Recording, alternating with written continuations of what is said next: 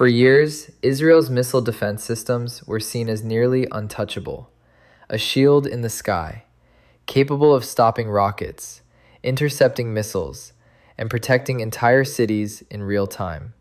But now, that shield is under pressure. After hundreds of missile waves launched toward Israel, a new reality is beginning to emerge. Interceptor missiles are not unlimited, and according to recent reports, Israel is now being forced to make difficult decisions, not about whether to intercept, but what to intercept. This is the moment where the myth of invincibility begins to crack, because missile defense has always had one fundamental limitation. It depends on supply. Every interception requires a missile, and every missile used must eventually be replaced. To understand why this matters, you need to understand how Israel's defense system works. It is not just one system, it is layered, designed to handle different types of threats. At the lowest level, there is the Iron Dome. This system is designed to intercept short-range rockets and artillery. It calculates trajectories, and only fires when a projectile is expected to hit a populated area. Above that, there is David Sling, designed for medium-range threats, more advanced, more expensive. And at the highest level, there is the Arrow missile defense system, built to intercept long-range ballistic missiles, sometimes even outside the atmosphere. Together, these systems create a layered shield, but even the most advanced shield has limits. Because this system was never designed to handle unlimited attacks. It was designed to handle waves, short bursts, not sustained continuous pressure over long periods. And that is exactly what has changed. Over the course of this conflict, Israel has faced hundreds of missile waves, each wave forcing the system to respond, each interception consuming resources, each engagement reducing available stock. At first, the system performs flawlessly. Interceptions are high, cities remain protected, confidence stays strong. But over time, something else begins to happen. Stockpiles shrink, resupply struggles to keep pace, and commanders are forced to think differently. Instead of intercepting everything, they begin prioritizing. This is where the situation becomes critical, because modern missile defense does not aim to stop every projectile.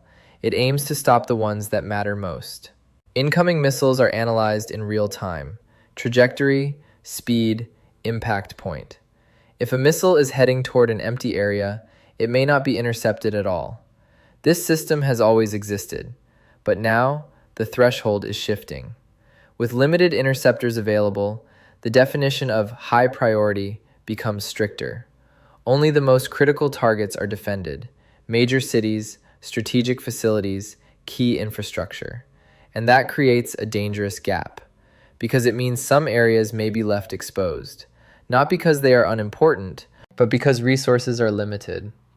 This is not a failure of technology, it is a reality of logistics. Missile defense systems are incredibly expensive. Each interceptor can cost tens of thousands, sometimes millions of dollars.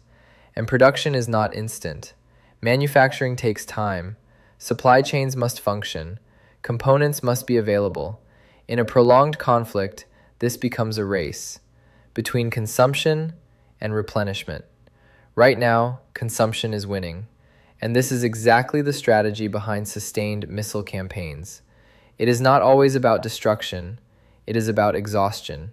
Force the defender to keep firing, keep intercepting, keep using resources, until eventually the system begins to strain. This strategy is known as attrition warfare, and it is being applied not just to armies, but to defense systems themselves. The implications are significant, because missile defense is not just about protection, it is about confidence. As long as people believe the system works, life continues. Cities function, economies operate. But when that confidence starts to weaken, behavior changes.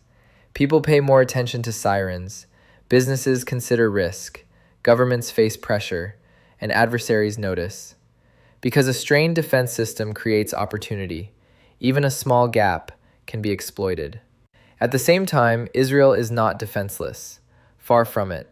The country continues to receive support from allies, additional interceptors, technical assistance, operational coordination, and its defense systems remain among the most advanced in the world. But the situation highlights something important. No defense system is infinite. No shield is unbreakable. In modern warfare, even the strongest systems can be pushed to their limits. And that brings us to the central question: what happens next? If the rate of attacks continues, pressure on the system will increase. If resupply accelerates, the balance may stabilize. But if the gap between attack and defense continues to widen, the risk grows. Because in the end, missile defense is not just about technology, it is about time. How long can the system sustain the pressure? How quickly can it recover? And how effectively can it adapt? Right now, those questions are being tested in real time. Because after hundreds of missile waves, the shield is still standing. But for the first time, it is starting to feel the strain. And in modern warfare, that strain is where everything begins to change.